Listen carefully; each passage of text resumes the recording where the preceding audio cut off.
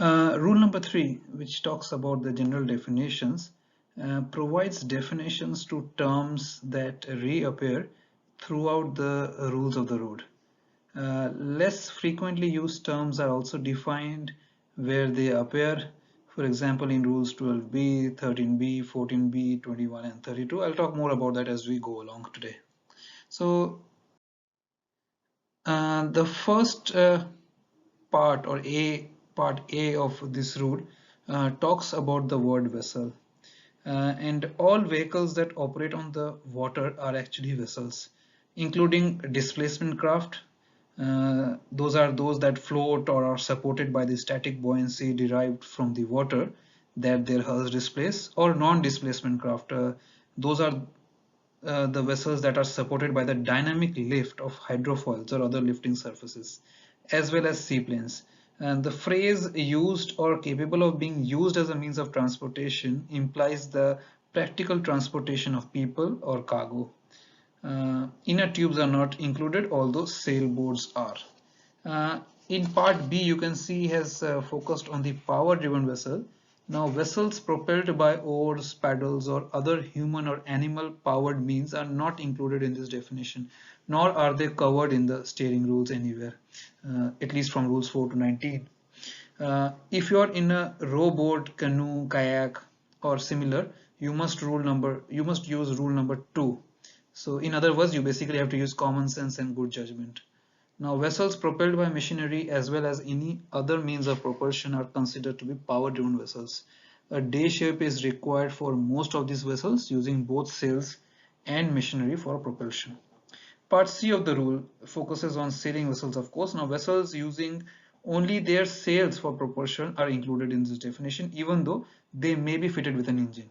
Now, operation of the engine to generate electricity or to heat water, for example, does not make the sailing vessel a power-driven vessel, so long as the propeller is not engaged. Now, if you think about it, rule number 18 tells us what the responsibilities of sailing vessels are with respect to other type of vessels, and rule number 12 does the same with respect to other sailing vessels. So, rule number 12 focuses mainly on sailing vessels. If you go back and see the rule there. If I talk about part D of rule number 3, as a general rule, this definition includes most commercial fishing vessels while fishing and excludes most recreational or sport fishing vessels. The term lines in the phrase fishing vessel, fishing with nets, lines and trawls, they refer to lines such as long lines, which may be miles long and to which are attached at regular intervals many leaders and hooks. The term trawls refers to large open-mouthed nets that are towed through the water by one or two specifically equipped fishing vessels or trawlers. Not included in this definition are vessels fishing with trolling lines. For example, a sport fisherman's rod and reel with a line towed astern, which do not restrict the maneuverability of the vessel.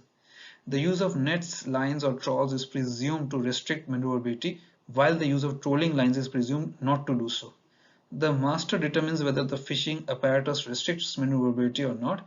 If a collision occurs, the court may subsequently make the determination as well.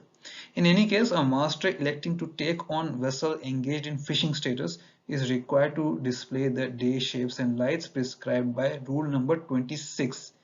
Rule number 18 assigns the privileges and obligations of vessels engaged in fishing with respect to other classes of vessels. So if you go back to rule number 18, you will see that not only for sailing vessel but for fishing vessel also, the obligations and the privileges are very clear. Part E of this rule, which talks about the word seaplane. Now, when on the water, a seaplane is actually a vessel. And rule number 31 gives the navigation lights and shapes required for seaplanes. You are normally not asked these questions about seaplanes in your oral examination, but if you are asked, then that is where you will find it. Then we come to part F of rule number 3, which talks about the vessel not under command. Now, a vessel claiming to be not under command status must firstly find itself in exceptional circumstances, and secondly, thereby be unable to maneuver as would be ordinarily required by the rules. Now, the following are the examples of conditions that could result in not under command status. So what are the kind of vessels that will be not under command? Well, think about it, but vessels with anchor down but not holding is not under command, vessel riding on anchor chains, vessel with inoperative steering gear, or sailing vessels becalmed or in irons. in exceptionally bad weather relative to vessel claiming status. So these are the kind of vessels that may be not under command. Vessels claiming not under command status are considered to be underway. That is, they are not considered to be at anchor, made fast to the shore or aground. Rule number 18 assigns the privileges and obligations of not under command vessels with respect to other vessels or other classes of vessels. Rule number 27 prescribes the lights and shapes to be displayed by not under command vessels. Part G of rule number 3. Well, if you see that the a vessel restricted in ability to maneuver, firstly must be unable to keep out of the way of the other vessels. Secondly, because of the nature of its work. That is what the focus of this rule is, or the part of this rule is. So the status does not apply to vessels that cannot maneuver because they are in a narrow channel or in a shallow water or because of strong currents or bad weather. Now, if you think about it, this definition actually lists a number of vessel activities that entitle the vessel to restricted inability to maneuver status. Here the examples are given itself. Now note that vessel types are not named, but vessels engaged in certain activities are listed. The distinction being a cable laying vessel is not necessarily entitled to the status as a vessel restricted in ability to maneuver, but a vessel engaged in cable laying is. Alright, so cable laying vessel on its own, if it not engaged in the operation, is not restricted in ability to maneuver. But when the cable laying vessel is actually performing the operations of actually laying the cable, then it becomes a vessel restricted in ability to maneuver. All right, so otherwise it is just a normal power driven vessel. Now if you see, a towing vessel with tow is under some circumstances less able to maneuver than a power driven vessel alone. However, the master of a vessel engaged in a routine towing operation is not normally justified in claiming restricted in ability to maneuver status. This is emphasized in the definition by the words severely restricts. If you can see the words there, the master must make the determination and the towing vessel and the tow are considered as a unit restricted in their ability to deviate from their course. Vessels restricted in ability to maneuver may or may not be underway. Now come to part H of rule number 3. This term covers such cases as a large vessel passing between islands or a vessel in a channel whose draft exceeds the water depth outside the channel. The depth of water indirectly underneath the vessel is not the determining factor here. Rather, the depth or lack of it close to either side of the vessel determines the level of constraint. Rule number 18 part D prescribes the action to be taken by vessels constrained by draft and other vessels in the vicinity. Rule number 28 gives the lights and shapes for vessels constrained by draft. Then I move on to part I of rule number 3, where you are focused on the word underway. Now underway should be distinguished from the phrases making way through the water and making no way through the water. Now making way through the water is used in rules number 26, 27, 35, and making no way through the water is used in rule number 35.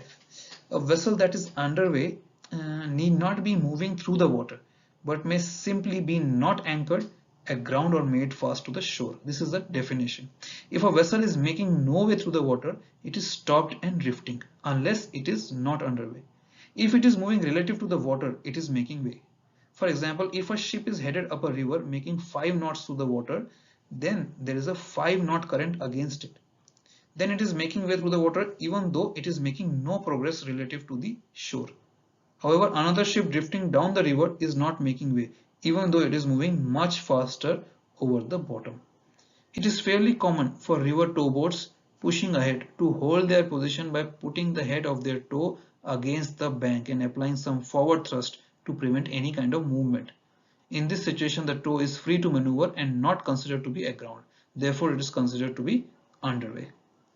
Then we come to part J of rule number 3, where length overall can be visualized by bringing the bow, excluding the bowsprits and so forth, of the vessel's hull up against a vertical wall and then bringing another vertical wall up against the stern. Length overall will then be the distance between the two walls. Other lengths commonly referred to, not in these rules, but otherwise they refer to include waterline length, which is basically measured between points where stem and stern enter the water, and length between perpendiculars measured from the point the stem intersects the design waterline and the center line of the rudder post in the aft part. The greatest breadth does not always occur amidships. This is something you must make a note of. Part K of the rules now. Rules number 11 through 18 apply only to vessels in sight of one another. These rules assign responsibilities as give way or stand on vessels for various situations. These 8 rules do not apply to two vessels not in sight of one another. Even though the vessels may know each other's exact course, speed and position by means of automated radar plotting aids or other devices, rule number 11 all the way to rule number 18 apply only if visual contact is also made. Then I come to rule number 3 part L, which focuses on the restricted visibility. Now remember, rules number 19 and 35 apply to vessels in or near an area of restricted visibility. Restricted visibility may be due to any of the listed natural causes or to other factors such as smoke or smog. And visibility need not be restricted all around the vessel, nor does the vessel in question have to be in fog, mist or whatever. For example, a vessel must follow the rules for restricted visibility if it is close to a fog bank, even though it may be in clear air and have clear air on three sides. The vessel in this example would, however, follow the rules for vessels in sight of one another with respect to vessels also in clear air that can see. So if you can see the vessels, then rule number 11 to 18 apply. Otherwise, if you can't see the vessel, then of course rule number 19 restricted visibility apply. If you go to rule number 20 part C, you will see that it requires the display of navigation lights during periods of restricted visibility. As a guideline, lights should, if carried, be turned on whenever the visibility drops the minimum visibility distance specified for your masthead light by rule number 22. That is 6 miles for the largest vessels down to 2 miles for the smallest. Rule number 35 requires the use of sound signals in or near an area of restricted visibility. As a guideline, signals should be given when visibility in any direction falls below the minimum audibility range specified for the whistle on your vessel by Annex 3 of the Rules of the Road. That is 2 miles for the largest vessels down to 1.5 miles for the smallest. Alright, so I think this is pretty much it covers rule number 3. As you know that sometime later on, and it has been few years now, they added part M, which talks about the term wing in ground craft, which basically refers to a multimodal craft, which in its main operational mode flies in close proximity to the surface by utilizing the surface effect action. Now this is something that normally not much people are asking, but the definition is pretty straightforward and it explains a particular style of craft or type of craft, which is the wing in ground craft. Otherwise, try and understand the other rules and basically the other definitions. Remember the other definitions, because nobody will ask you the parts of the rule directly, but you may have to apply this definition in on the question. So if you are given a question where you are in doubt whether restricted visibility occurs or not, you must fall back to this definition here. Use the definitions that are provided in rule number 3, and it will help you to achieve clarity regarding some of these terms when they are used later on in rules, from starting from rule number 4 all the way to rule number 19.